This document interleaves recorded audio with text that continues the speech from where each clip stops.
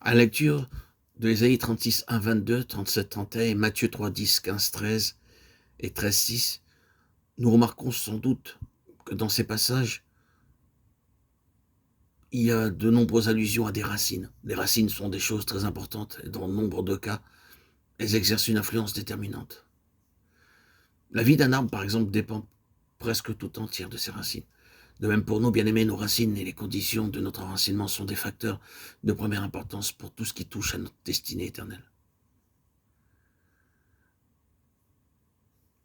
Vous remarquez que les passages de Ésaïe 36, 1, 22, Matthieu 3, 10, 14, 13, 6, on pourrait en ajouter d'autres sur ce même sujet et diviser cela en deux catégories.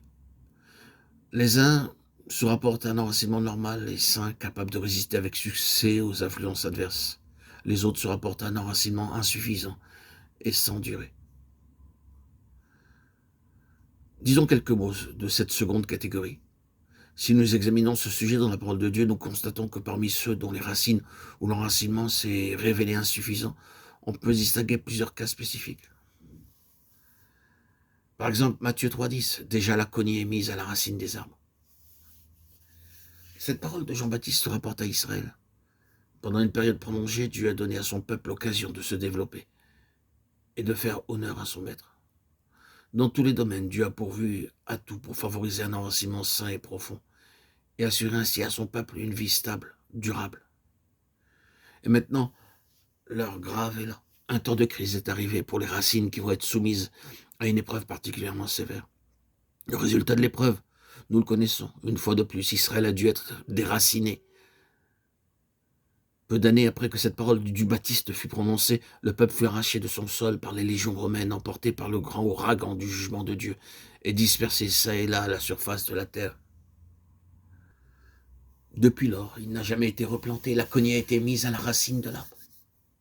Nous pouvons citer deux autres cas dans cette même catégorie. Dans Matthieu 13, il s'agit du semeur dont une partie de la semence tombe dans des endroits pierreux. Elle lève aussitôt, mais quand le soleil paraît, elle sèche et meurt, faute de racines. Jésus nous donne à entendre que c'est là une image de ceux qui entendent la parole de Dieu superficiellement. Ils l'écoutent et jusqu'à un certain point la reçoivent. Au dehors, ils donnent tous les signes désirables d'une réaction juste et sincère. Mais un beau jour, on découvre que la racine n'y était pas. Ils ont une façon de recevoir, d'entrer dans le mouvement des choses, de participer au ministère de la parole, qui ne leur permet pas de subir les brûlantes ardeurs du soleil. Ce qu'ils ont reçu leur est resté extérieur. Ce n'est pas quelque chose qui s'est fait un passage jusqu'au tréfonds de leur être. Le troisième passage dans Matthieu 15 concerne les pharisiens. Les disciples rapportent au Seigneur l'attitude que les pharisiens ont prise à l'égard de ces paroles. Et la réponse de Jésus est la suivante. Toute plante que n'a pas planté mon Père Céleste sera déracinée. Laissez-les. Ce sont des aveugles, conducteurs d'aveugles.